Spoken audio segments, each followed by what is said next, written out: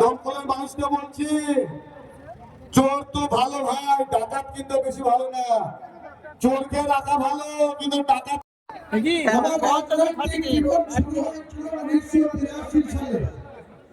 তখন সবে বামফ্রন্ট সরকার 1977 সালে প্রমোদ দাশগুপ্ত এবং প্রয়াত জ্যোতি বসুর নেতৃত্বে 1977 সালের 21শে জুন কংগ্রেসের সিদ্ধার্থ শঙ্কর রায়ের সরকারকে পরাজিত করে বাংলার গদিতে বসেছিলেন।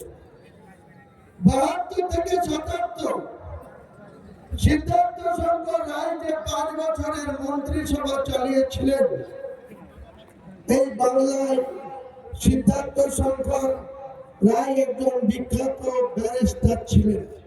তিনি বাংলার মুখ্যমন্ত্রী ছিলেন। তার মন্ত্রিসভায় সেই সময় বাংলায় মুসলিমদের পার্সেন্টেজ ছিল মাত্র 17%, মাত্র 17%। আর সিদ্ধার্থ শঙ্কর রায়ের মন্ত্রিসভায় 16 জন মন্ত্রী ছিলেন, তার মধ্যে 11 জন পূর্ণমন্ত্রী। 11 জন পূর্ণমন্ত্রী। মমতা বন্দ্যোপাধ্যায় পুলিশ মন্ত্রী, সেটা ছিল ডক্টর মোতাহার হোসেন। বীরভূমের মারাবাই থেকে নির্বাচিত ডক্টর মোতাহার হোসেন ছিলেন পুলিশ মন্ত্রী। কলকাতা থেকে নির্বাচিত আব্দুর রব আনসারী মন্ত্রী ছিলেন। ফজলুল হক মন্ত্রী ছিলেন। আবু বকর গনি খান চৌধুরী বিদ্যুৎ দপ্তরের মন্ত্রী ছিলেন।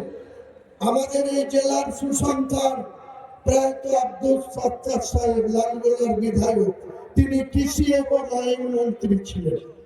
এরকম করে 16 জন মুসলিমকে সেই সময় সিদ্ধার্থ শঙ্কর রায় বাংলার মুখ্যমন্ত্রী, লাস্ট কংগ্রেসের মুখ্যমন্ত্রী।